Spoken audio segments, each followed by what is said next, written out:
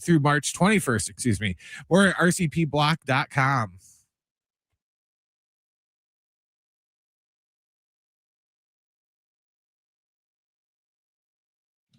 San Diego Sports 760 with a special guest in studio. Familiar, hello, everyone. Yes, familiar voice. Get this, Why do I always have such issues with the microphone? I don't think it's you. I think it's the person before you. Probably. I'm going to blame Sammy and Fletch. Blame Sammy and Fletch. Yes. Please do that. Annie Heilbrunn from the UT is in studio with us for as long as. Here's the thing. This is a short show. We have Westwood One's coverage of the NCAA tournament at 3:30.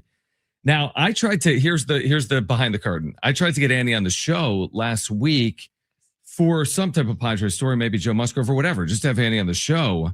And I asked if she could appear. I think last week you were driving back from Peoria. That's right. You were also under the weather. Yes. So I figured, and you're like, hey, try me the next couple of days. I said, let's just do it next week. I'm going to be in Vegas with San Diego State. I'm sure you'll be better by next week. So we reconnect. You're like, yeah, let's just do Wednesday.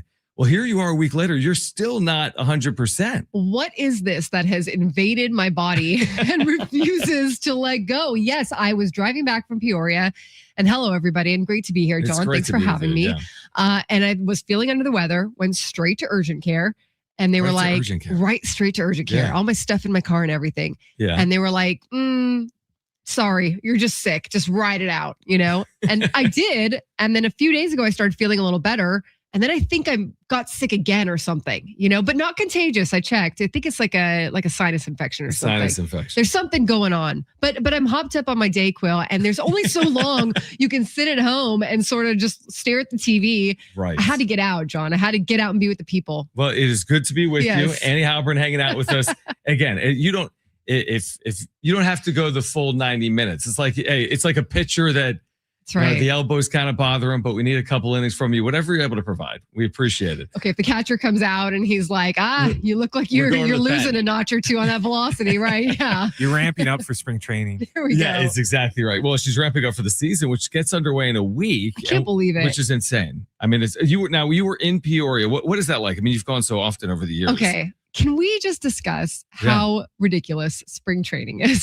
Just the amount of time. All right. I love spring training. And if you get out there, it's so fun. And I think it's so fun for the fans, but it's ridiculous. And especially when you go out there in mid-March. So the first few weeks, there's always something going on, right? Like they're doing photo days. There's a ton of media coming in and out. Everybody's just sort of riding the high of being back in camp.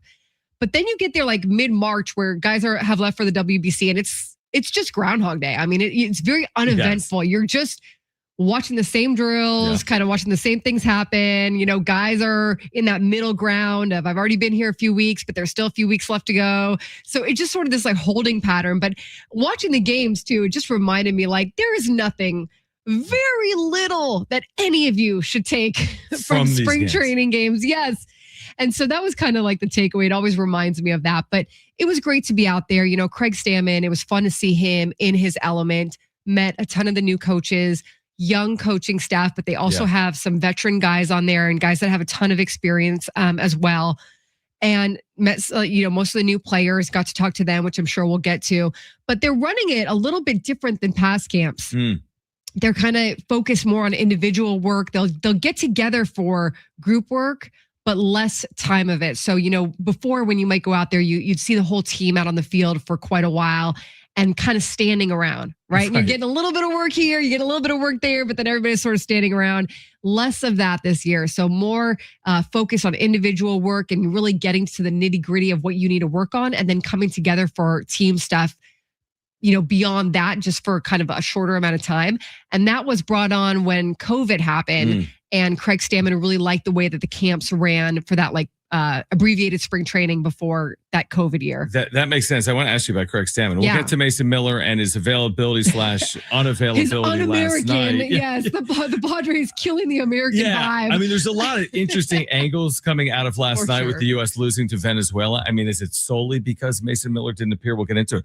I wanted to ask you before we get into that. No, of course it's not solely because of him. Before we get into that, because you've covered Craig Stammen as a player, obviously, and now you're seeing him in his first foray as a manager. It's funny. I was going to say, is it unique for you? I mean, being in a clubhouse with players, and then being in clubhouses with managers and coaches is a completely different beast. And now you've seen both from Craig Stammen over the last couple of years. Yeah, I'm glad you bring it up because it's funny. A few of the media people were talking about how it's almost like you're seeing someone I hesitate to say this because he's doing such a good job, but like, it's almost like a character, like you're like, wait a second, you're not supposed to be in this role. Right. And he really has done well with camp so far. He's got a really good vibe to him. Obviously been great with the media. So, hats off to him on that. Of course, we care about that. But in terms of the players, like, you can really see where the players also are just enjoying him, just kind of enjoying. He's got a dry sense of humor. He's pretty sarcastic. He'll throw in some funny stuff every once in a while. Now, again, as we talk about, is any of that going to translate to wins? Does it mean that they're going to have a 90-win season? Like, no, we don't know, right? But in terms of just the camp having a good feel to it, I always kind of hesitate to talk about that too, because there hasn't been many camps I've been to that don't have a good feel, and players talk about their coach lovingly or their manager lovingly. But just from my position, like you said, of seeing him as a player and now seeing him as a manager, it's nice. Like, it's almost like I feel like it's like when you see like a kid graduate and do something else, right? Yeah, exactly. You're like, hey, good job. Hey, you answered that question really well. Like, right. Or like an old friend in a new, like, oh, I haven't seen you. Oh, you're now in LA. I remember when you were in, it's just a little different, but it's still the same friend, but now they're doing something different. Well, and he looks like a player out there. He does. I mean, he's a young man. I mean, he's not old, obviously. You see him out there and he looks like a player. But there was one time they were doing infield drills and he was doing PFPs actually. Yeah. And he was very vocal about I don't want the pitchers throwing this way. I want the pitchers throwing this way. They're very vocal about certain, letting go of the ball here, blah, blah, blah, that sort of thing. And he would get in there with their infield coach, Ryan Goins, and kind of, they'd have a little back and forth about what was the better way. And so I think in ways like that, he hasn't been afraid to kind of speak his mind and say, well, I can speak from my experience, and, he's open to a different way of doing it, but just kind of lending that input, I guess, to the rest of the team. All right. So Annie Heilbrunn in studio. Let's transition to last night. I mean, the semifinal game, I think, had over 7 million viewers. It's the U.S. and the Dominican. You got Tatis and Machado locally in the U.S. So all this interest. And then last night, it's the culmination. So you're either going to win this thing or you're not. And it turns out to be a great game. Yes, right? I mean, Bryce Harper has this moment, and in that moment, you're like, they're going to win this game. I thought USA would win after that. Me too. Yes. And then we get to Mason Miller, obviously, who has been, so good for Team USA, but his availability was coming into question over the last 24, 48 hours, off appearing in the semifinal. And we come to find out, I guess Mark DeRosa said, well, in a save spot, we would have used him. But of course, once the game was tied, there was no save spot with the U.S. being the home team. Now, I guess they could have taken a 3-2 lead in the 8th. He could have appeared in the 9th. They didn't take that 3-2 lead. So I guess he never would have appeared again in the game. What's just your reaction to how this all plays out with Mason Miller not appearing and the U.S. losing by a run? I think that I'm sure Mason wanted to appear. No doubt. Right? Like, he was like, you could tell that he really liked being in this tournament, and why wouldn't he? And he liked the whole, being around so many great players and being part of this. I think he wanted to go out there. I don't know what those conversations were. I mean, it sounds like the conversation was only if the team has a lead, right? Now, did they go through every other scenario, or did what they? If the game goes 12 innings? Right, exactly. That's what I don't know. I didn't think it was that big of a deal. I didn't think it was as big of a deal as them not hitting the offense, only having 3 hits the entire game. So to me, that was kind of where I felt like the game was lost, more so on the offensive side. But I saw Bill. Did you see what Bill Shaken wrote? No. Okay. No. Well, was it specifically about Miller? Oh, yes. Oh, Bill from the LA Times. He said the Padres had agreed Miller would only be used to protect a lead. Once the game entered the 9th, Miller would not be able to protect a lead since the U.S. was the home team. Right. DeRosa nonetheless declined to use Miller, as you said. Okay. So then Bill says, this is not on DeRosa, but that is nonsense. If a closer cannot be used 3 times in 5 days with another week to ease into the regular season by throwing bullpens or in structured B games or taking a few days off or whatever, then he should stay home. Do you feel that way? Here's my knock. We went into this a ton yesterday, Andy, okay. Where my issue with the WBC is all these like limitations in general. Exactly. Because when you're in like the Olympic Games, like hockey, U.S. Canada, they're not going to say, well, this player can play 8 shifts. Or like, I mean, it's hard because it's like you're either going to have a Pro Bowl, which is just gimmicky and we don't even do it anymore, or you're going to treat it like it's the World Series or the Super Bowl or, the NHL Stanley Cup playoffs or the Olympics. Like, I feel like when you get in the middle, And baseball is unique like that because, guys are getting ramped up, so you can't throw 140 pitches even if someone's been great. So they got pitching restrictions. Even going back to what Mark DeRosa said before they played Italy when he thought they were through to the quarterfinals, like, I'm going to get guys off their feet. They played 2 games or 3 games. So it's just baseball has like all of these unwritten rules, and then you're adding on unwritten rules from the organizations and then trying to put together this like championship tournament. It's like you can't do all things. You either treat it like it's a World Series on the field or you don't. I feel like they're trying to figure out what it is, and that's problematic. Because Mason Miller, you're right. Mason Miller wasn't the only one with restrictions. There's no way, Absolutely. And I felt like, okay, look, could Mason have pitched? Of course he could have. He had a day off in between. Yep. I mean, it didn't seem that out of norm or something. That as the season starts next week, he ramped up early. He talked about that. He was ready to go. But on the organization side, you can see where the Padres, are like, this is our closer, and we need to make sure. Or what if something happens, right? And we want to make sure that he's good to go. But yeah, I agree with you on like in general. How do you have this tournament that is supposed to be so defining now? And every 3 years, baseball wants it to be what it is, bigger and bigger and bigger for fans. But then you're right. Even Craig Stammen mentioned the other day that there's so many restrictions coming into DeRosa, and I'm sure that's for every manager, that we don't know about. He has to just juggle so much of this back and forth from the teams. Yeah. I mean, so it's like, I credit Venezuela. It's not, and I said this yesterday, it's not to diminish any team's accomplishment. If the U.S. took advantage of some type of restriction for Venezuela, I just think the whole thing, the fanfare is so great and the viewership is so remarkable. Yet we're not treating it like it's even a regular season series. I mean, Mason Miller with a day off against the Cubs on April 9th would probably not be down. Yet he is against Venezuela in the championship game. Exactly. The other thing that gets me about the WBC, because I did get into it more than I thought I would, and they should be very happy that they had Fernando Tatis Jr. on that Dominican team too, because you see what a difference he made. Yeah. Just a content machine, and along with the rest of the players on that team. But Italy, like there were so many great storylines. So much fun, I think, for fans. And I know I had so much fun watching it and getting into it. But when do you ever see a one game? Never. Yeah, winner, that's such a great final. Point. I mean, that's also where I feel like they kind of need to fix that, or is that a fixing thing? And the joke today on social media is, well, DeRosa is saving Miller for game 2. Of course, there is no game 2, but to your point, it's like in a regular season, the Dodgers have lost 5 of 6 to the Pirates before and like played for a World Series, like, right? It's thrilling on one hand, it is. But then on the other hand, it's like, this isn't really real. It's not, it's very unbaseball like, but they try to, again, it has some pros and cons, but again, it probably still needs refining moving forward as well. I want to get back to the Padres on the other side and Joe Musgrove, because we were just in Peoria. He hasn't been throwing. He is likely now, almost a formality, starting the year on the IL. We're going to get Annie's perspective on that. Plus, today, we've got a 4-pack of tickets to the Fanatics Flag Football Classic this Saturday in LA to give away. We're going to do that on the other side. Annie Heilbrunn in studio. Westwood One's coverage of the NCAA tournament at 3:30 here on San Diego Sports 760.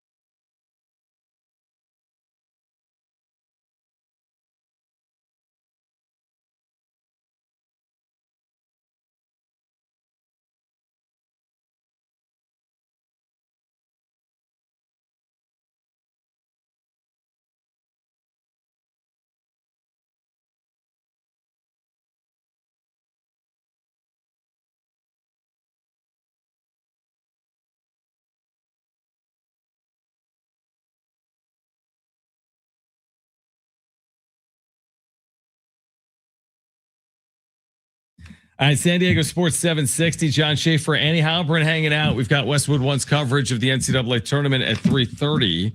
And we're going to give away in the next 10 minutes a 4-pack of tickets to the Fanatics Flag Football Classic, BMO Stadium in LA this Saturday at 1. Be listening for your chance to win. Tom Brady's going to be there. Annie, Jalen Hurts. Brady. Jaden Daniels, Saquon Barkley. Hey. If you want to be in LA, it might be warm, I would guess. I think it's going to be pretty warm, yes. But we will be giving away tickets to that coming up in the next 10 minutes or so. Now, you were in Peoria. Yes. Touchdown.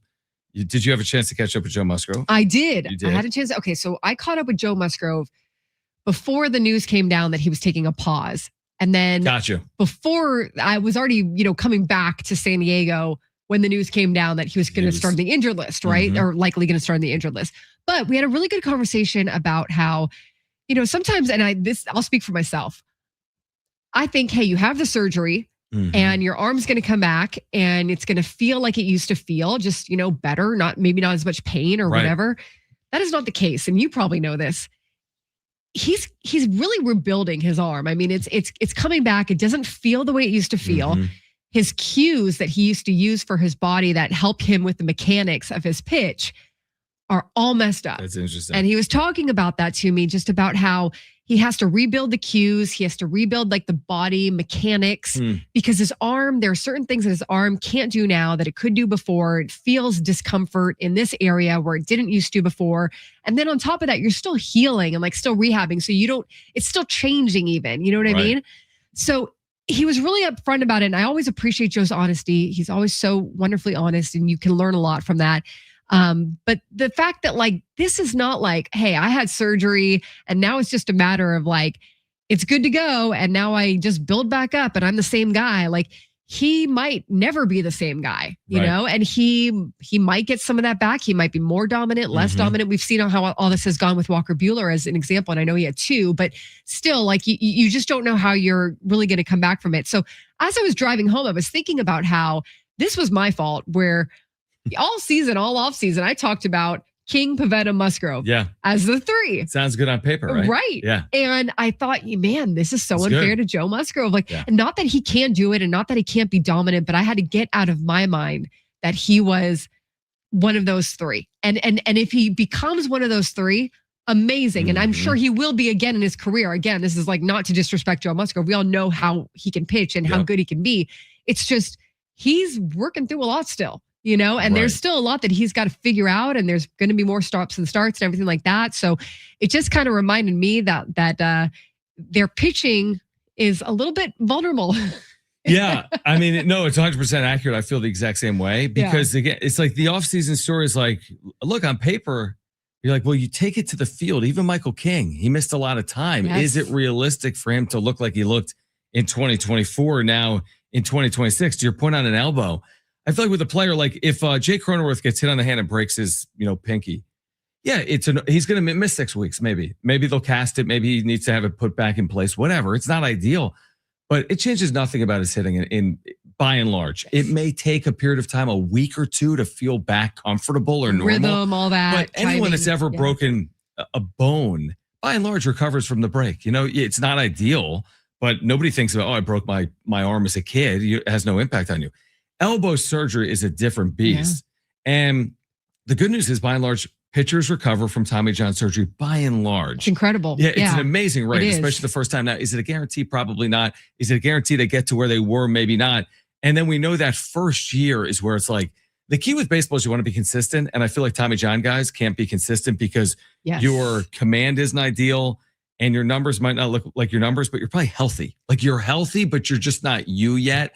And that's my worry. He's going to be out there. This isn't like, Joe's going to be shut down. His elbow's No. He's going to be out there. It's just, is he going to look like Joe Musgrove in 2026? You just nailed it. And the consistency is so important. You're right. And they look for those cues and they look for that consistency. And then the fact that certain things don't feel the same to him. So he has discomfort on certain pitches or certain arm movements where before he didn't. And now he's got to focus more maybe on this pitch and less on this pitch. And different shapes and how he's going to throw it and everything. So getting used to that. And then imagine that, as you just said, and then you have a little setback and now you've got to build again and go through it again. And so it's not exactly as you said. It's not that he's not going to pitch and it's not that he can't be the dominant, excellent Joe Musgrove. It's that it might take some time. If he comes back earlier than expected and maybe, just fewer bumps in the road than we all thought, then that's kind of cherry on the, icing on the cake. Right. But I don't think it's unrealistic now, seeing it all and talking to him and everything, to think that maybe it might take him a little longer and it might have, a few more kind of bumps in the road. And then also for him to talk about, he was honest at FanFest and coming into the season about how last year he kept saying his arm is great. Rehab's going great. Yeah. Everything's going great. And then come to find out at FanFest, no, he had a lot of ups and downs and he just didn't want to talk about them, And so I credit him for the honesty and for being willing to open up about it. And like you said, maybe it won't be as much of a setback as we all think, but I just think if it is, it's really not that surprising. I guess what is surprising is, what about the starting rotation now? Like, it makes me think and they kind of knew this. Yeah, right? I mean, they so. have more information than, look, you're right. So I think to the fan or to like a media member, like, oh, they got Joe Musgrove back. But organizationally, they understand the dynamics of Tommy John and its impact and what are you going to get off of it. And then you look at their offseason moves, so we can get more into this on the other side. They've been very much around the edges. Like, they haven't invested heavily in starting pitching, flyer on Walker Buehler, flyer on Herman Marquez. It may all work, but again, without a healthy Joe Musgrove, what impact will it have on the rotation? Let's talk more about that on the other side. Also, is Fernando Tatis Jr. going to look like what we've seen over the last couple of weeks? But call right now if you want a free 4-pack of tickets to the Fanatics Flag Football Classic this Saturday at BMO Stadium in LA. The number to call, 877-767-4760. Again, 877-767-4760. This is an amazing giveaway.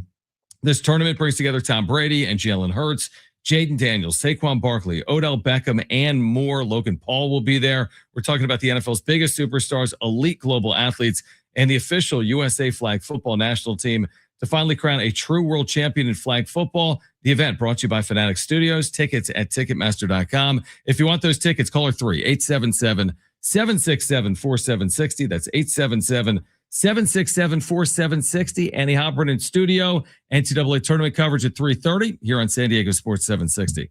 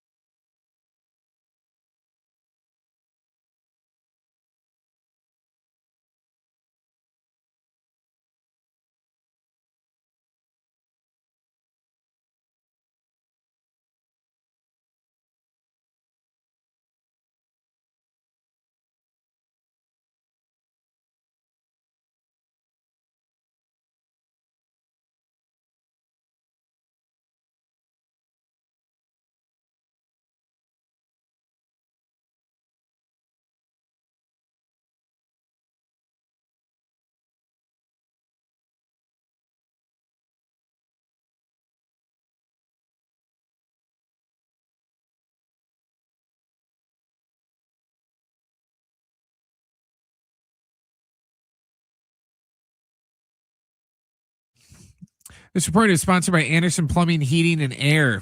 In NFL news, the Panthers traded veteran quarterback Andy Dalton to the Eagles today in exchange for a 2027 7th-round pick. And today at 3:30, we've got the first 4 tournament action for you.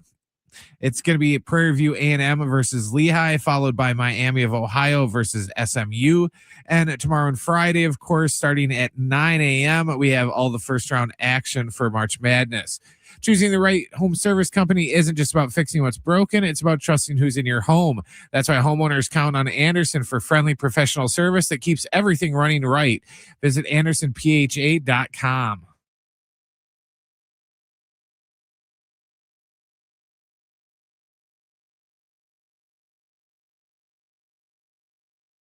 All right, San Diego Sports 760, John Schaefer, Annie Heilbrunn. Now, we have giveaways all day long. We've got more Fanatics flag football tickets to give away in LA this weekend. We've got tickets to see Neo August 18th, if you want to see Neo. Hey, do you remember? Why not? We were having this conversation. He's got a couple of hits, right? Do you know the hits? God, off the top of my head, I'm struggling a a little bit, but I feel like if I heard the song, I'd be like, oh, yeah. That's how I feel. I asked Brent. Brent what knows is the song? Everything. But you didn't necessarily know. I had to Google it. Can you sing a little? Like no, Brent is not singing. Yeah, I did that when we did karaoke. I'm not doing that again. Because of You, I think was the name of it. It's one that they play on the radio all the time, right? To where, like, just like you said, when you hear it, you'll be times. like, oh, okay. Well, we have tickets to give away to see Neo this summer at the North Island Credit Union Amphitheater. In fact, we'll give away a pair coming up in the next 10 minutes. Summer concerts. Oh, it's the best. Right? I mean, it's like summer outside, as we've been saying, for like weeks on end. It's like 95 in East County. Yeah, it's a little beyond summer on it. It's like too hot, right? Like, what are we now? What is California? Yeah, it's a good point because like a lot of people are here for the moderate climate, right? Not necessarily like it to be 100 degrees. Correct. But again, compared to the alternative of what you're seeing in the Northeast or the Midwest, we're very fortunate. Where there's like tornado warnings and hurricanes and blizzards. It could be a whole lot worse. Oh, is this Neo?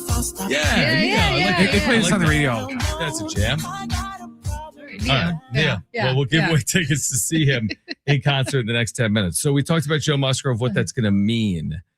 What is it going to mean? I mean, they're going to be thin here to start the year in the rotation. And a lot of pressure on guys like Buehler, Marquez, Vasquez, Ruben Niebla as the pitching coach. I mean, how are they going to navigate this? So I heard you and Kevin talking about this, and I thought you made a really good point that you can overcome some of this, right? Like, and your offense might need to step up, or you might need to do a bullpen day, or they've got these off days that are scheduled throughout especially at the beginning of the season. You've got quite a few off days. Right. Yeah. So you can overcome it, but you're kind of like banking on things to go right. You're banking on the starters that you have to go at least 5 or 6 innings. So you don't tax your bullpen that's going to be needed for the bullpen day or whatever. You're banking on these 50-50 guys that you mentioned, like Marquez or Sears or Buehler or whoever to come through. Waldron. Right.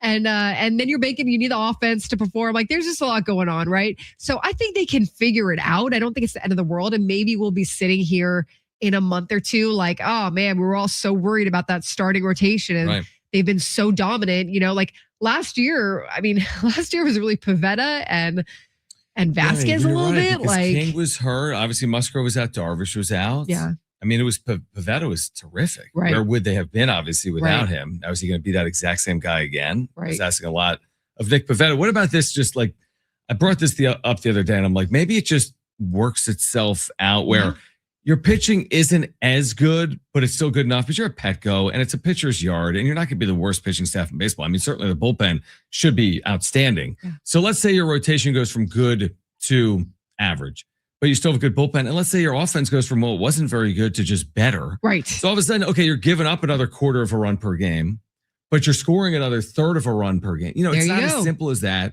but maybe some of it is as simple as that. Exactly. Like, it's so, as you know, it's baseball. So exactly. Something like that could definitely happen where it's like, okay, they're just picking each other up. Yeah. And, offense been better, pitching not as good. Exactly. But if not, then they're in a little bit of a pickle because, I mean, you don't really know what you're getting. I know Buehler has looked better, and he has looked better, and they've really been working on getting him to be less of a thrower and more of a pitcher. So he's not just hurling. Yep. And he's using his mix more and depending less on his fastball.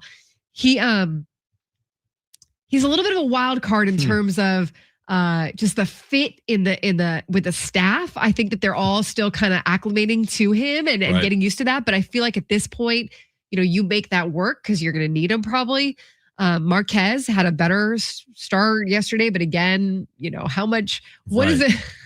How much stock can you really put into? I feel like too, John. Tell me what you think about this, but I feel like you got to give it like 6 weeks into the season, which you can't judge it off like the first or second start of the season. And we all do it. I mean, I literally am like we're judging spring training for crying out loud. We're in the reactionary kind of business, but like. It's so true. Even with Joe Musgrove, if he gets back out there, even if everything's like perfect, he's back out there in the middle of April. Like you got to be reasonable here. If he goes 2 2/3 innings in the last 2 runs, that's okay. Like that's not ending the season. Or if he goes from a 6-inning outing in which he allows 2 runs and the next outing is 2 innings, 6 runs, you're gonna have to deal with it. It happens with pitchers that are healthy. It certainly can happen with someone coming off Tommy John. You're gonna have to ride that wave a little bit, and hopefully they can get through it with enough wins. Like unlike the Dodgers where they can put starting pitchers on the IL or work with someone over the course of the year, they can literally like schedule that in. I don't think the Padres necessarily can do that. So it's thinner margins, but they've won 90 plus games the last 2 years. There's reasons to believe they hopefully can get close enough. Exactly. Like, you have 2 really good weeks here or there, just like they did to start the season last year. Yeah. Right. And it really could propel you, but I think it's going to be interesting. Does it, we were talking about this a few, when I was in the studio maybe a month or so ago, it's like quantity over quality. Like, are you surprised that they didn't sign maybe another front end starter, or is it just a matter of money? Like they just didn't feel like they could spend that money at the time. It's got to be money. So Lucas Giolito's still out there. Still out there. And, but commanding what? Like, what is the number for him? Like people, I'm making this up. People are throwing around the idea of 1 for low 20s, 2 for low 30s. So more of a premium for a year. Yeah. It feels like the Padres are dealing with like finding change in their couch. And like no, you're right. And like their big one was Michael King. Yeah, exactly. And they invested in King, and even the King deal. Like King is a $25 million deal because he can opt out after year 1. Now, if he stays, it's 25 for year 2, 25 for year 3.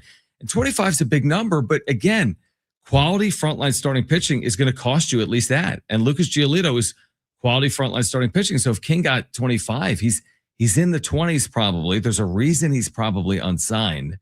To me, to your point, I'm glad you brought it up. I feel like it solves a lot. Like you're talking about all this, well, if and when, and just put him in your rotation. It seemingly makes everything better. But again, it's not my $23 million check to write. And it's their $23 million. I mean, it's a lot of money probably for a team that's already up at the CBT threshold, is about to be sold. Yeah. I would imagine the next owner is less concerned about giving Lucas Giolito a 1-year deal. You've already got some of these guys signed for 10 years. And a 1-year deal, right, exactly. It's only tying you up for right now. In comparison to those bigger deals that they have, right? It's not going to look, and like you said, that's kind of the going rate. So I think it's what you said. I think that it's they put their money. They had to figure out, like we talked about, they had to budget. They had to figure out how do we spread the money as best as we can. And I think that they look at it like, all right, like you said, Ruben can get the best out of these guys. Will it be enough? Who knows? Right. But Ruben will, and Fritzy and all his whole staff will work to do that. And they could, they could be dark horses where you, like we talk about, like there could be a guy or two that you just don't think, you're like, absolutely. is he going to be anything good? And then he ends up being like one of the heartbeats of the season. Yeah, like Pavetta, we didn't expect that, and we got that. That's typically how professional sports work. Like you go into the season like, oh, everything's great. It's not all going to be great, or everything's not great. Players emerge. Yeah. Like there's a lot of reason to believe that someone that isn't at all on a lot of Padres fans' radars will put together a good year. Yeah. Whether it's a prospect or a veteran or someone in their lineup or whatever it is like somehow it has a way of working itself out. Or to your point of working itself out, sometimes it's like, hey, a guy gets you through 3 or 4 starts and then you move on to the next guy and he gets you through 2 or 3 or another 3 or 4. Right. Exactly. And so on and so forth. And you're able to patch it together until you can sort of find some better footing. Right. And working through with Joe Musgrove, we'll see how they do with that. Cause you're right. Like he might go through spurts where things are great. Right. And then he might need a break, or he might have need to take a step back for a second. So it's going to be a little interesting with the starting pitching. I think if you look at their roster, tell me if you agree, that is their most vulnerable point, I would think. I agree. Completely agree. Yeah, and so it is going to be a little interesting to watch how they do it all. And I don't think that they feel 100% great about everything. Like, I despite what they say, I think that they're all still kind of crossing their fingers a little bit that some of this is going to work out the way that they hope as well. What do you think the Walker Buehler group chat is like with his former Dodger teammates? Wait, right? Can you? I mean, I would imagine it would be a little odd. I would think so. I would think especially that first time that he was on social media in the brown and gold. Yeah, I'm sure he got so much trash talk for that. Faces it's going to be a little weird. Odd. He's so synonymous for me. I know he's bounced around here more recently, but he's just so synonymous with the Dodgers, and to still be pitching in that division against your former team. Yeah. Well, I mean, you just got to move on. I mean, again, for him, you're just looking for an opportunity. Yeah, you got to move on, and I think that he kind of knows this is kind of do or die, although. Yeah. For him, it does seem like if the Padres let him go, or he walked away from the Padres, he could probably find a job somewhere else. And who knows if the Dodgers would come calling again at some point, right, to try to re-sign him or something like that. But I think that he is. I do think that his personality is a little different, than maybe some of the rest of the culture inside that clubhouse has. But I think that they're trying to work, really try to get the best out of him that they can and work through all of those. I guess kind of, I don't know if it's like measured arrogance or whatever. Some of it is like you want it, right? It's like a confidence or it's like whatever. But working with a guy who was so used to pitching one way, and now you're really trying to help him learn to pitch a different way. Yeah, it makes sense. And really depend on those breaking balls. Yeah, coming off the multiple arm injuries for Walker Buehler. All right, call right now if you want a pair of tickets to see Neo August 18th, North Island Credit Union Amphitheater. Tickets available at Ticketmaster.com, 877-767-4760. Caller 3, you are going to see Neo on August 18th. Free tickets at the North Island Credit Union Amphitheater. A pair of tickets. Call right now, 877-767-4760 if you want those tickets. Again, 877-767-4760. Have our expectations changed for Fernando Tatis Jr. based on what he's done over the last 2 weeks? We'll ask Andy that question coming up next on San Diego Sports 760.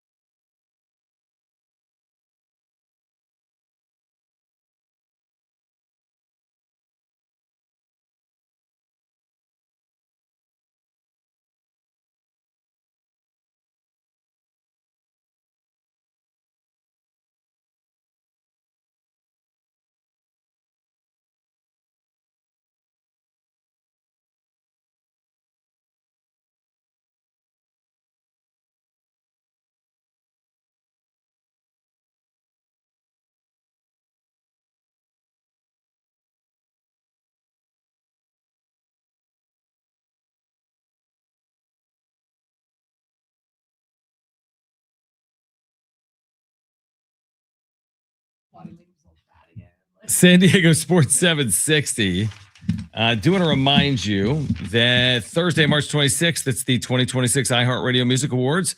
Live on Fox. Watch as we honor the biggest stars from all genres of music that you loved listening to all year long in the iHeart app. Hosted by Ludacris. That's right. Featuring Innovator Award recipient Miley Cyrus and Breakout Award recipient Alex Warren. Ooh, Performances. Do you know Alex Warren? I don't. I know one of his songs. What? Ordinary. You always see it on like Instagram. I know that song. Or like TikTok, maybe. I didn't know that's Alex Warren. Okay. I'm pretty sure. Don't quote me on that. What up, Alex? I don't know if he's listening. With performances from Lainey Wilson, TLC, and Vogue, Salt and Pepper, and more to be announced.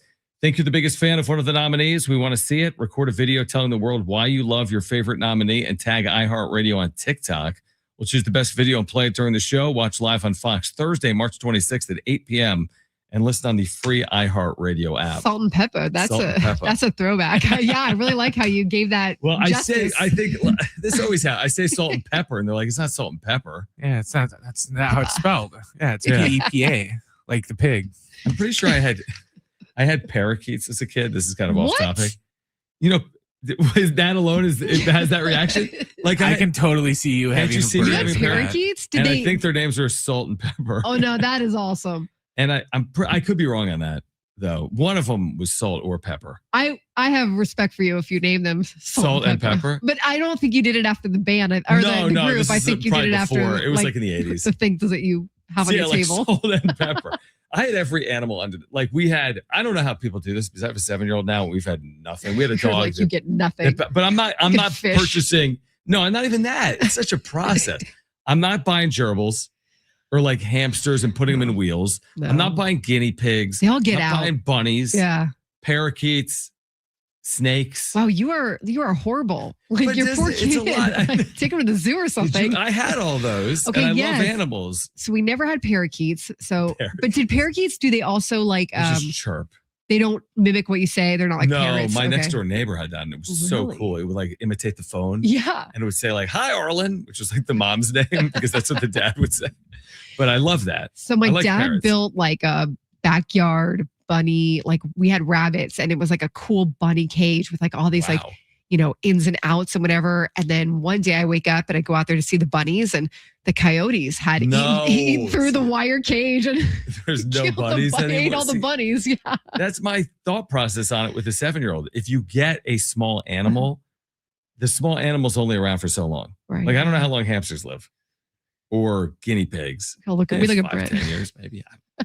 I mean, I grew up with a cat. I had cats. I had Simba and Nala. Simba and Nala. Yeah. Okay. Yeah, I had cats. We had dogs too, but they got run over and oh my god, that whole that's thing. What I'm saying. I don't want that. About 1.5 to 3 years. What, hamsters? Yeah. On average. Hamsters, yeah. So I don't want to have to deal. Does your son ask for any animals? No, not really. That's the thing. Okay. So I'm like, well, you're lucky. Yeah, exactly. Yeah. And we had a dog, and every once in a while he's like, we should have a dog. I'm like, I love dogs, and I love work. It's the work. It's like, you want to go away for the weekend? Like, what are we doing with the dog? Who's watching the dog? He's got to go to the kennel. Brent knows he's got to. It's like, Brent's got to come watch him. Yeah, they're great, but it's also like, it's a lot. Oh yeah, it's a lot of work. Like, why are you like pawing at me when But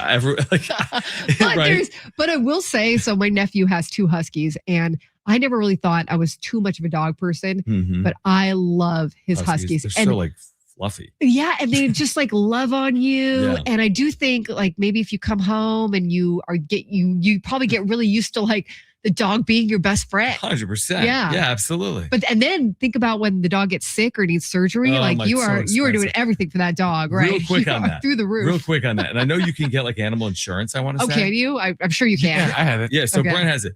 Brent will remember that. I'm going to, towards the end of my dog's life, Sullivan, who's named after Sullivan Street, where my wife lived in New York. But yeah, R.I.P. That's so cool. He passed like, let's say 3 years ago. It's 2 to 3 years.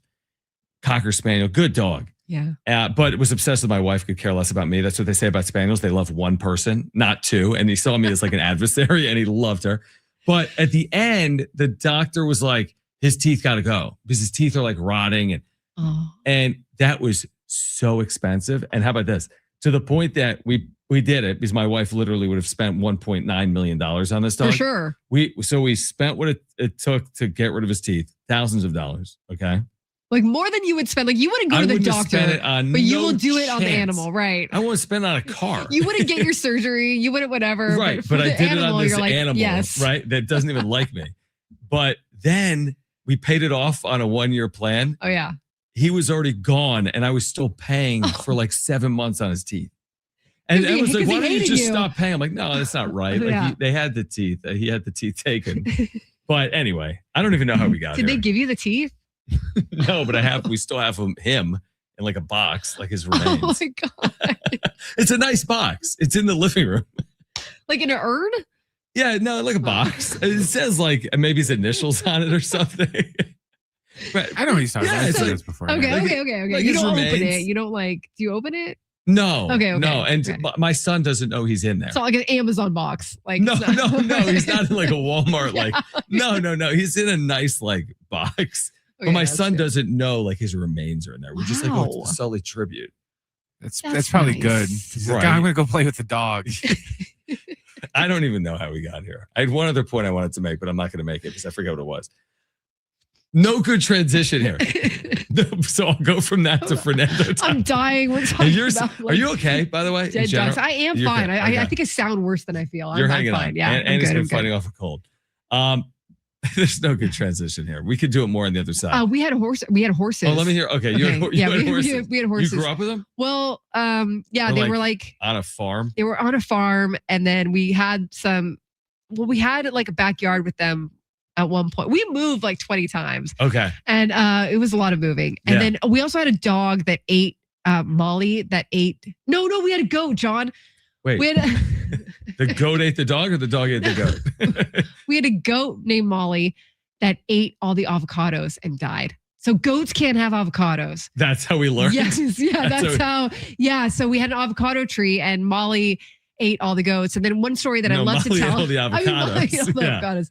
One story that I love to tell, since I think we're struggling here. Yeah, we're just sticking to animals. We were really poor at many points. We were like really poor, and and we had like so we moved again, and we had like no furniture in the house. Okay. But my dad did work at a Chuck E. Cheese, and then the Chuck E. Cheese closed down. Yeah. So you took the furniture from Chuck E. Cheese. They gave us the skee ball machines. So we had 2 skee ball machines in our living room. Yes. And then we had our furniture were those like tables. The Chuck E. Cheese tables? Yes. That's incredible. And we would just sit there and eat. We had one inside and one outside. Do you still have the skee balls? Oh, no. I really don't know what happened to them. Pretty cool. Those were awesome. Especially who doesn't love skee ball? Right? And we didn't know. We were like, oh, skee ball, great.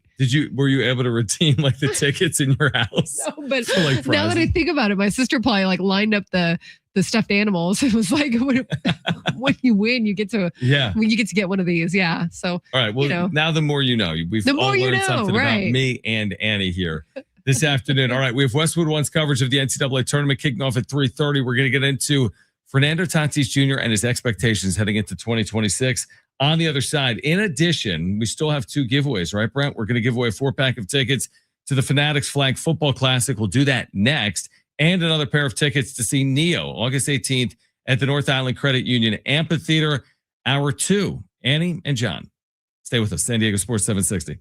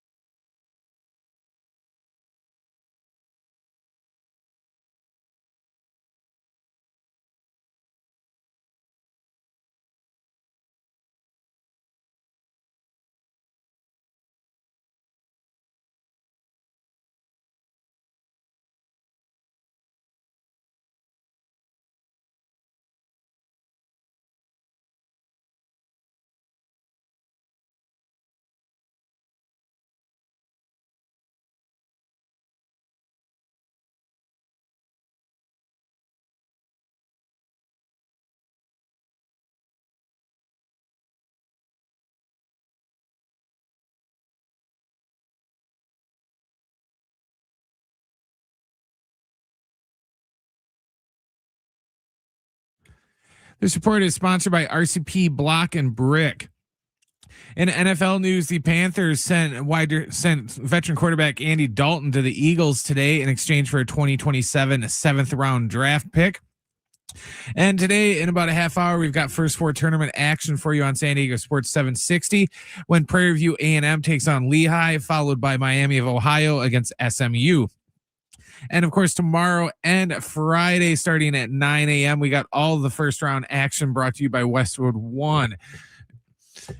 The big block and rock blowout is on at RCP Block and Brick. Save big on the top retaining wall blocks and decorative landscape rock. Upgrade your yard with elegant stone or start that retaining wall project at prices you won't believe through March 21st. More at rcpblock.com.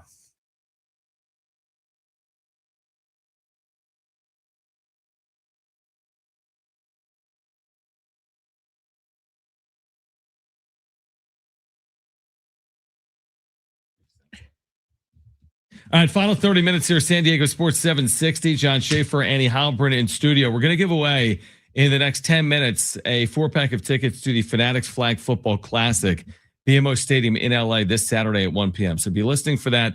We have Westwood One's coverage of the NCAA tournament at 3:30. Now we were watching the WBC obviously last night. Yes. Did you happen to throw on any of the college basketball? There were two thrilling endings. Oh, you missed this. I missed this. You didn't miss it. It's All It's the right. first four from Dayton on True TV. So the world wasn't watching. Okay, because I also want to ask you about, are you so excited for this week? But I love it. I mean, Okay. obviously from the San Diego State perspective, I wish they were in and they got within Sure. a game. So that's a little bit of the San Diego State's been in this tournament so often over the years that you have to kind of clear that hurdle. But with games at Viejas Arena this weekend, that's cool. so I'm going Friday. Yeah. Which I'm excited about. And the games at Viejas, like Arizona's here, Kansas is here, Good St. games. John's is here, Utah State in the Mountain West is playing Villanova. So just some intriguing storylines and matchups. So I'm looking forward to that. But yeah, I love this. I love this tournament. Yeah. It's fun. It's fun. Exactly. Some thrilling endings last night. Yeah. I mean, it's just random games. I don't even know. Howard against someone. They won by some dude missed a 30-footer at the buzzer that would have tied it. Ooh, okay. And then NC State, Texas hit honestly, it was like a Lamont Butler jumper with 1 second left. It was actually probably further out, just inside the 3-point arc, tie game, not down one. Dude pulls up from 18 feet with 1 second left for Texas. It's the jumper. They win by 2. No way. Pretty good. So NC State's out. NC State's out. Wow. Yeah. Texas moves on. So and then those there's 2 more games today. The intriguing thing today, if you followed this Miami, Ohio story, vaguely. a little bit. I love it. I love it. I love it. I love the honesty because that's how I am with some of these things. They were 31-0. But they didn't play the toughest But they teams, didn't right? play They had a anyone. softer schedule. They lost in their conference tournament. Okay. They get in, which I think they were 31-0. In anything in life, it's hard to discount that. Sure. You know, you still had to win those games. You couldn't have any clunkers. Yeah, You couldn't have any they had rights. to. And they So- still did that, So right? they're in and they're playing an hour from their campus in Dayton, or maybe closer, and they're playing a team out of the ACC, SMU, whatever. But SMU is a 7 or 8 point favorite, and everyone thinks, well, SMU is in the ACC. They played this tough schedule. Right. They're a 7 or 8 point favorite. A lot of people believe, well, SMU is just going to blow the doors off. Sure. them. Will they? Well, I'm kind of curious. Does the 30-win team that played nobody playing essentially a home game with that support, can they beat the team that plays in a power conference? That's what makes this the fun. NCAA tournament. Exactly. And all these Cinderella stories, as we all know, and all the, like you said, the buzzer beaters and the underdogs. I always, of course, love the underdogs and the teams, like you just mentioned, that supposedly have no chance. Or, exactly. Who's your ringer? Who do you think is going to win it all? It's hard. So San Diego State played both Michigan and Arizona, 2 of arguably the top 3 or 4 with Duke, maybe Florida as well. And I thought the most impressive team is going back a ways when they played them, but was Michigan. Michigan was so impressive. Yeah. Arizona was really impressive defensively, I thought, but I thought Michigan was more well-rounded. I'm just going to go with Michigan based on my own 2 eyes and what I've seen. They've tripped up a little bit later in the year. They could have had a couple of losses. But what's happened with the top of college basketball is it's kind of run away a little bit because all the money. It's crazy. It was already hard enough. Right. It was hard enough. But the parity now. Yeah, it's they've taken it away because you have $20 million rosters, which I feel like competing against what though? You have $20 million rosters compared to Miami of Ohio. I would imagine, do they even have rev share? Brennell, did they even pay their student athletes this year to go 30-0? Probably in the tens of thousands to, you know, I mean, which again, how do you, I don't really get, like, how do you field a competitive tournament? It's like our WBC conversation. Like, how do you really get point. Well, yeah, like WBC, tournament. You got like plumbers on Team Italy against like major leaguers on Team USA. But then again, Italy beat So that's USA. To our point. That's what happens in the NCAA tournament. Sports, exactly. That's the beauty of sports. You just never know. It's almost more impressive now. If we do see some of these remarkable upsets, give them more credit because it's almost more tilted the playing field because of the money. Did you find anything, Brent, on Miami of Ohio NIL? Just curious. The school has quite a bit, but that's because the Cavender twins went there. Remember those? To Miami of Ohio? Yeah. Then they transferred to Fresno. So they bounced around. Interesting. Yeah, but they were the first school that got suspended for violating NIL infractions and stuff like that. Right. In 2023, they got hit with a $5,000 fine, probation, and a 3-game suspension due to impermissible contact with a booster. No, you're looking at Miami. They went to Miami, the Cavender twins, at the end of their career. He's going to say, I put Miami, Ohio on. That's Miami. Miami, way different than Miami. When I hear impermissible benefits, I'm thinking about Miami. That's right. All right, let's switch gears back to the Padres because we have Annie Heilbrunn in studio here until 3:30. That's hilarious. Haley Cavender, or the Cavender twins, from like TikTok fame, went to Miami because one of them dated the quarterback of Miami, Carson Beck. Not Miami of Ohio. Not Miami of Ohio. They are not. They're not Ohio. They're not going to be in Miami of Ohio. Fernando Tatis Jr. has this awesome 2 weeks, essentially, where looks the part, smiling ear to ear, performing on field. That didn't go perfectly, obviously, in the game that they lost to the U.S.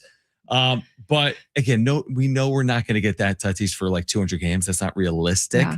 But do you think it's a jumping off point for him? Could it be beneficial what he just went through heading into the year? I hope so. It was fun to watch him. And it reminded me of Fernando Tatis Jr. of old. Yeah, definitely. The guy that we used to see who would have fun out there and dance and be with his teammates and then also had big moments like he had throughout that tournament. I hope so. I mean, I look at him and I think that he knows and he has addressed it with the media that his emotions last year got the better of him and that they have gotten the better of him over his career. And he's talked about the pressure that he's felt and also the expectations from a young age that he's had. And just the fact that it's hard for him sometimes when he gets down like that to fake it. And that's something you kind of love about him too. I mean, I know nobody loves seeing the body language like that. And I know it can be hard to watch, but I assure you he cares. Like this guy really does care about baseball and about coming through first team. And I think it's just been a really hard stretch for him where obviously the PEDs, but then the surgeries. And then just like we talked about with Joe Musgrove, you wait to become the guy that you used to be and you have flashes of it. And then you take 10 steps backward and it's just so frustrating as a player because he's not immune to it. I think he's done a really good job of shutting a lot of it off, the talk around him. And he's grown up a lot, I do think, in the last few years. But he's not immune to it completely. And he hears what's being said about him and the bust and all that. And I think that he has expectations on himself to just be a better player. So I look at him, John, and it's like he's done what he can to control what he can control outside of hitting, right? So outside of results, I guess I should say. So he's gotten better in the outfield. He's Gold Glover, Platinum Glover, like he's done everything he can there. He's gotten better not chasing the baseball. He's gotten better at base running, taking walks, stealing when he has to, all that good stuff. But the next step for him, I think, is really like not getting too low when you get through those, when you get into those slumps, because it's really not benefiting him. It's really just not helping him all that much. There are certain athletes that like wear it more on their sleeve, right. I feel like. And he came up young in the game, obviously.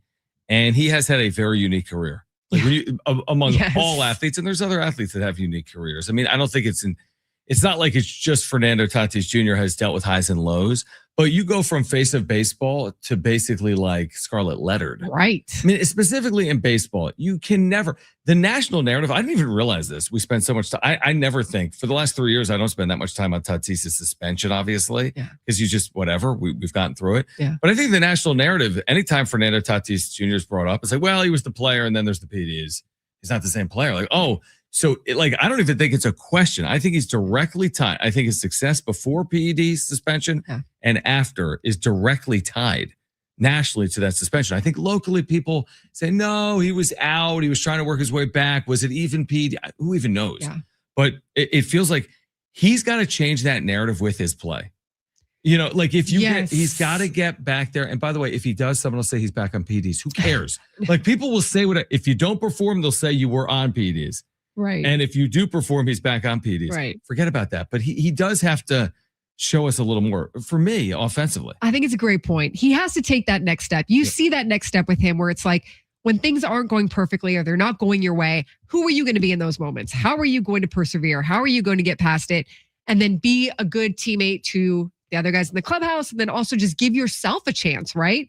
To go out there and then have a better result. Because I just read on The Athletic last week, they had a really good article from a sports psychologist about body language and how much body language does affect not just yourself, but like affects the rest of your team. Yeah, exactly. So, but the thing about it is I think he has, like, he brings that stuff up. And he brings up that he needs to grow up in some areas. And he brings up, so it's not like you're having to write those narratives around him. Like he's addressing it. And so in that sense, I think he's realized like that is my next step. Like I do need to become, I don't ever want him to not be Fernando Tatis Jr. Like he should have the fun and he should be, do the dancing and do everything he does. But just in those harder moments, like, can you keep yourself a little bit more steady?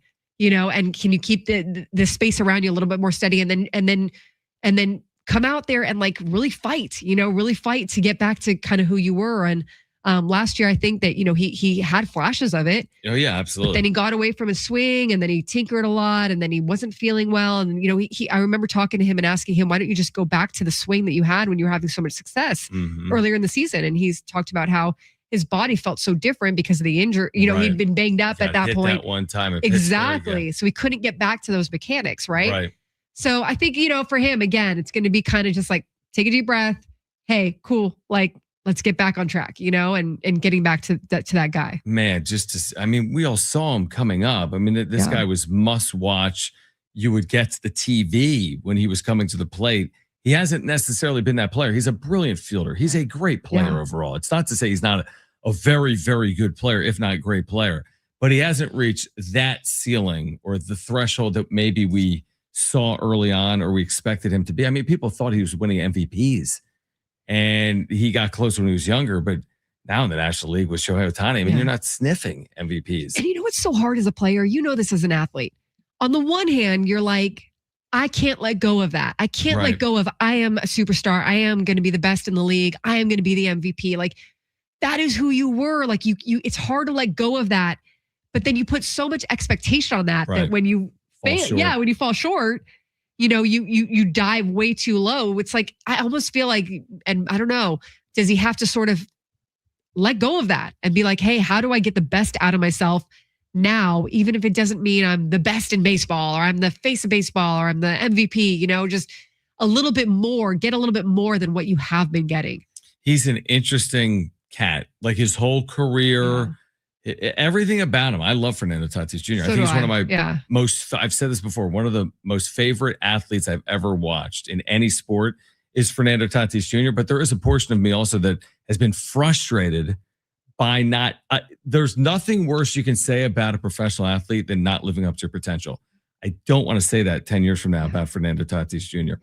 We'll continue that discussion on the other side, but call right now if you want a 4-pack of tickets to the Fanatics Flag Football Classic at BMO Stadium in LA. That's this Saturday at 1 p.m. Call 877-767-4760 if you want that free, absolutely free 4-pack of tickets to the Fanatics Flag Football Classic in LA at BMO Stadium this Saturday at 1. You're talking about seeing Tom Brady and Jalen Hurts and Jaden Daniels and Saquon Barkley and Rob Gronkowski, Joe Burrow, Logan Paul, and more. NFL's biggest superstars, elite global athletes, and the official USA Flag Football National Team to finally crown a true world champion in flag football. The event brought to you by Fanatic Studios. Get your tickets at Ticketmaster.com. If you want those tickets, 877-767-4760.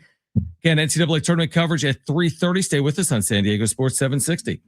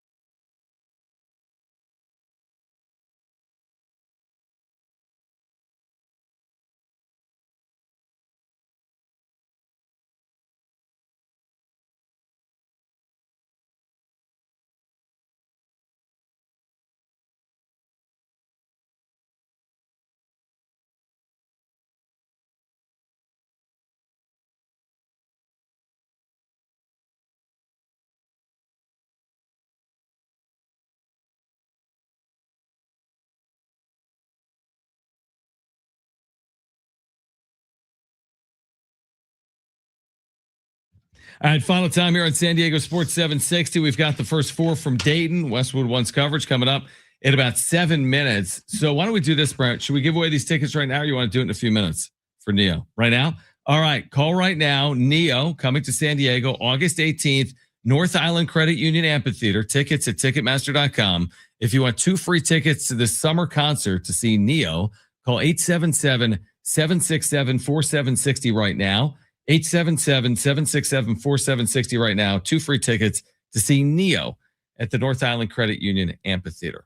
John Schaefer, Annie Heilbrunn, hanging out for another handful of minutes. And then you're off. And I'm off. It's just like, it's great. The world's my oyster. What are you going to do? I went home yesterday. I saw my son. I'm like, Dad, it's Dad. How are you? Like, nice to meet you. Today, I'm going to go home. And then I think my son he's playing lacrosse. Oh, as a 7-year-old, he's no idea what he's doing. He's just that's cool. Aimlessly. Seals, yeah. So I'm kind of outdoor seals. Yeah. So we're gonna do that, and then I'm gonna take him tomorrow to the practice day at VA House Arena. It's open practices because I'm off. He has school, but I'm gonna take him out early. Can I do that? Oh, that's kind of cool, yeah. Right? Like, you mean open practice for the tournament? For all 8 teams playing in San Diego, they'll all be on the floor for like 40 or 50 minutes. That's cool. So I'll take him over there in the afternoon, and then so just you're gonna hang out. We're gonna hang. That's nice. Yeah. So it's been like long overdue. I just need a moment to catch my breath. You've done a lot. Recalibrate. Yeah. You've done a terrific job, though. I appreciate Congratulations on a very, very excellent inaugural season for basketball for you, right? I appreciate it. Yes. Yeah, it was super fun. It was so much fun. It's just I hadn't done it in that same manner, doing the show and doing the travel and doing the job. It was a lot. It's a lot. Now I probably have a better feel for what it is come next year, but it is a lot. Do you see the WBC in the US not winning it as like, is there like fallout there, or how disappointing is it? Or is the world at the point where there's a lot of great baseball play in Japan and Dominican and Venezuela, and in a one-off, it's hard to really like judge? I think it's hard to judge. I was listening to that argument earlier today of like, is the U.S. now not the dominant baseball nation? Right? And I don't know that. I guess factually, you could be like, well, I guess no. Right, but they've only won this thing once. Yeah, which is weird. But it would also suck. Well, I shouldn't say that. I mean, I'm Team USA, but like, wouldn't it be boring if they won it every time? Yeah. So I sort of think it's great to see other countries rise. And I think maybe that's why the format works. Like maybe the format does work because it's the one and done. And and so like it's anybody's day to have. Yep. Versus like if it was a series, like that would USA might actually end up winning most of the time. I wonder if they would. That's what I'm curious about. Like if it was best of 7, are they going to beat Japan? Are they going to beat Venezuela? Are they going to beat the Dominican? Because there are good players on all these other teams, right? Like it is interesting that like America's pastime, like what percent? I don't even know what percent of players in the major leagues are American. I don't even know. I don't know that either. And 60. I think of baseball now as such a global sport. Yeah, like I think of you look at around the clubhouse, look around the Padres clubhouse. There's a million countries in there. They joke that it's the United Nations. And probably not every clubhouse is like that, but I think a lot of clubhouses are like that. Yeah. But I also just think in our culture now, who's going to be talking about this in 2 weeks? It's going to be on to the regular season. It's going to be like I don't know if will they be debating America's place in baseball? I don't know. No, I agree with that. And it's like, I'm 100%. Like I'm way more concerned about what happens with like the Padres than I am with the WBC. And you can't keep that. The other thing that I see, because I saw, did you see this too, where people were talking about how it was a different field than the World Series, and it had maybe it was a better field than the World Series, but then you had Derek Jeter who was like, well, then you've never played in a World Series. Right, and, if you're saying that. Yeah, you've got like these kind of different varying viewpoints, which is cool, right? But at the same time, I still think you're right. Like it's sort of still trying to figure out what it is and how big of a place it's going to have in the baseball universe. And now you throw in the Olympics, John.